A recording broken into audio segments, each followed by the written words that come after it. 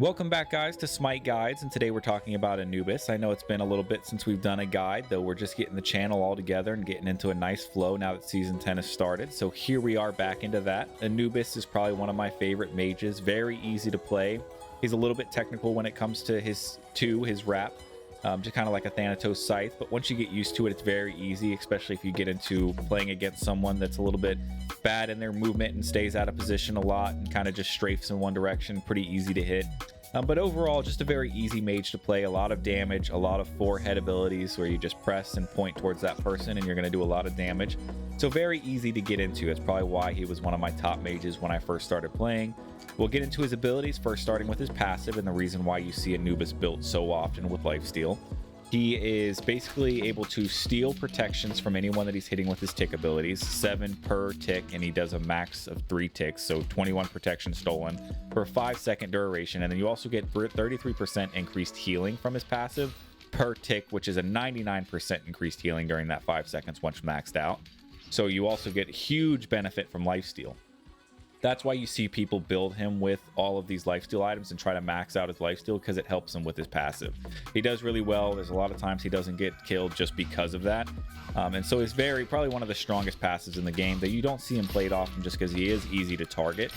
His 1 is a cone attack. It's his highest damage main ability, not besides his ultimate. His 3 does damage, not as much as the 1, but still does plenty of damage. And I actually find myself leveling up the 3 more often than I do the 1, and I'll talk about more so why I do that once we get to it. But it does a lot of damage. Really good for clear, though you can get caught out while you're doing it because you do stand still, and anyone that hits you with anything other than a knockback, because you are immune to knockbacks while doing it, can pull you out of that ability. So that's why I actually kind of tend to go into my 3, and it's just a little bit more versatile. You can just throw it out and leave it there to do its thing. It also provides a slow, which we'll get into. His 2 is a wrap ability. It's called Mummify. It does a stun for 2 seconds at max level. It's really good for locking someone down and then getting all your abilities off on them, and you do insane damage with all of your abilities. If someone doesn't have beads or a CC immune ability that allows them to get out, in most cases you're going to melt them down, especially if it's a carrier or a mage. Even the jungle you can catch out. It's going to be a little bit harder for you on the warriors, especially if the warriors go tanky, and definitely harder on the frontliner, the guardian. It's going to be a little bit harder to take out as well. We'll get into how you can build him in a way to be able to target people like that, though. And then his 3 is the hands that he throws out in a circle effect. Really good for getting bunched up group hit in the same area, especially with the slow, which provides a 25%. Good for getting away, throwing it behind you, and continue running so that anyone chasing you gets slowed. And it still does plenty of damage, enough to warrant poke out. And the cooldown isn't that bad. You should get it back fast enough to be able to poke with this constantly and clear your lane out as well with it. If someone's really good at pulling you out of your 1, then you can use your hands to clear. And again, another reason why I use my 3 more so than I use my 1, just because it's so easy to throw out and leave there. And then his ultimate, which is the big boy ability. It's a laser that he throws out in front of him. Every 0.1 seconds, it does a tick damage for 3 seconds, so a lot of damage, and you put that off. It's really good paired up with his wrap, and then you just hit them with this maxed out. As you can see, unbelievable damage. Some people are going to try to hit you with the old swoopty move where they run around you in circles. Makes it a little bit hard if they're close to you like this. But in most cases, they're not going to be able to stay that close to you and survive. So it's not often you see that, though that's the go-to counter for Anubis, is just run around him in circles and hope he doesn't hit you with his ultimate. Trying to run away straight away and trying to zigzag, really not the best, because anybody that's good with Anubis is just going to hit you with all their abilities anyway. So getting into a full burst of his main 3 abilities here and what they look like, it's pretty straightforward. Again, he's very easy. It's very just fire and forget kind of abilities, where you can throw out everything all at once and spray down. Obviously, a fully built Ymir is not going to take that much damage, but if you build correctly, then you should be able to do plenty of damage to a tank as long as your time and positioning is correct. So we'll get into his build and how that helps out. His build, as I have built out here, is exactly how I would build him pretty much anywhere that I put him, other than if you wanted to play like a cheeky support Anubis game, then you would build him different, obviously. But this is like the go-to Anubis build. I know it's kind of weird, right? Because you're going to see a lot of people go into Vampiric Shroud. Yes, once you have it up to Sacrificial Shroud, you'll pretty much max out your lifesteal. Though with this build here, I don't think you need any more lifesteal than what you already have. And I think the additional cooldowns on an already hungry cooldown mage is good to have rather than having the additional lifesteal. Yes, you do get, once you go up to Sacrificial Shroud, you get the 15% more damage. It costs you your health, but in most cases, you're going to out heal that passive anyway, so you're just doing 15% more damage. So that's nice, but I really think the cooldowns allow you to do more damage with your base abilities over time than you worrying about the passive that gives you the increased damage overall. So I think just in general, this is probably the build I would go to. Not saying you can't build this, it's still strong. I just think this is a little bit stronger. Bancroft's Talon is your go-to when it comes to your first lifesteal item. Then to Bancroft's Claw for your upgrade. This is going to give you your first bulk of power and lifesteal. And then you go into Spear the Magus, which gives you the 7.5 increased damage on anybody that is marked. Once you mark them with an ability, then they take that increased damage. And then Typhon's Fang is like the secret sauce of Anubis. You're going to see it built every time because based on your magical lifesteal, it's doubled up and adds to power. So they double your magical lifesteal and make that power. So it's a very big power increase for Anubis, especially based on how you're built. So just in case you're wondering how that works, right now we have 42 lifesteal. That would be 84 power that we would get added. We're almost maxed out on power now because of that.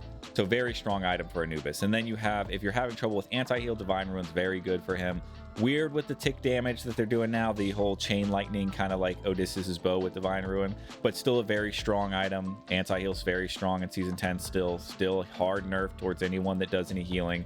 So Aphrodites are out, but you know, it's still a very good item. And then you have Rod of Tahuti is a huge item, and this is the item that's going to help you with tanks. So in most cases, you're not going to target the frontliners just because when they're at full health, you're not going to do enough damage for it to matter too much. You're trying to position yourself in a way that you can get to the backliners and take out their damage, or maybe targeting their warrior. In that case, maybe you'll be able to take him down. But in most cases, you're not targeting the frontliners. When you do target the frontliners, you're looking for a frontliner that's sitting below half health. So, or just above, right? That half health threshold is what you're looking for, because Rod of Tahuti allows you to do 25% more power towards anyone below 50% health. So this is when you're going to start melting your tanks away. It does help with your damage mages and carries and jungles and stuff. You're going to melt them even faster below 50%. But this helps a lot with the tanks. The frontliners are already really hard to kill. Having that additional power and being able to take them out of the fight once they get to that threshold of about half health is going to be huge. You're going to melt them down to nothing. Probably kill them, but in most cases, at least you'll get them down to so much or so little health that they have to run out of the fight anyway. So that's where Rod of Tahuti comes into this build and why I think it's so strong. You can play around with this. Again, you could add another lifesteal item if you wanted to, though I don't think it's necessary. Most of the other lifesteal items aren't that great anyway, so I think these core items are good. That's why most people build Vampiric Shroud to get the cap out on lifesteal, but I don't think it's necessary.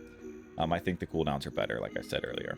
So that kind of goes into his builds. I think he's really strong on mid and solo lane. I think more so on solo lane. He's a little bit more vulnerable on mid lane, especially with the new Season 10 map, having the entrances into your tower kind of make it easier to pull you out. And you don't really have a lot of escapes. You have your slow and your wrap. If you're good with that, you might be able to get away.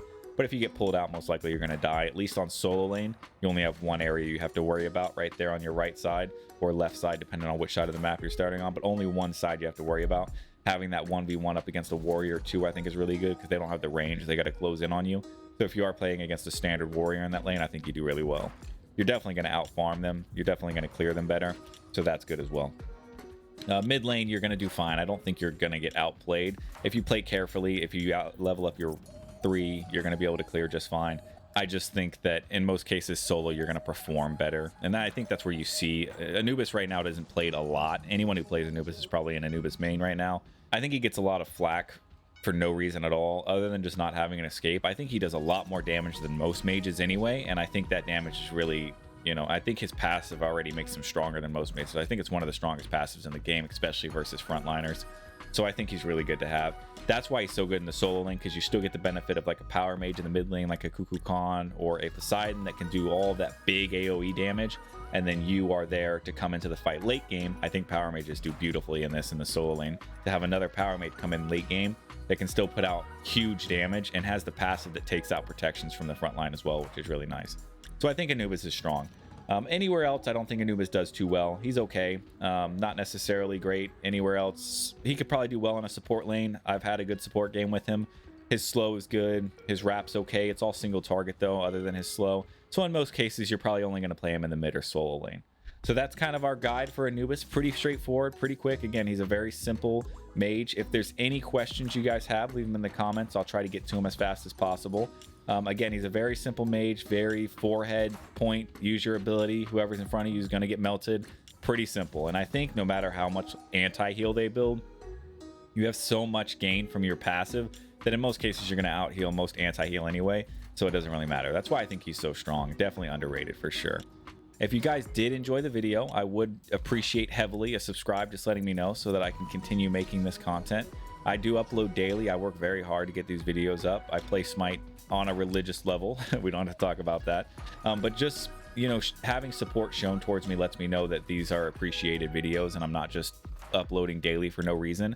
I try to provide as much content for you guys to absorb as possible, just so you have something, and Smite have a creator that's always constantly uploading, and it's not some off the wall schedule where they're uploading maybe every 3 days and then 2 days in a row and then a week or something like that. I'm a daily uploader. You're going to see a video every single day from me, unless maybe I get deathly ill and then I won't, but in most cases you're going to see a video from me daily. So if you appreciate that, a subscribe lets me know, liking lets me know on specific videos which ones you like, and then commenting below and giving me any criticism on how I can increase the quality of my videos helps as well.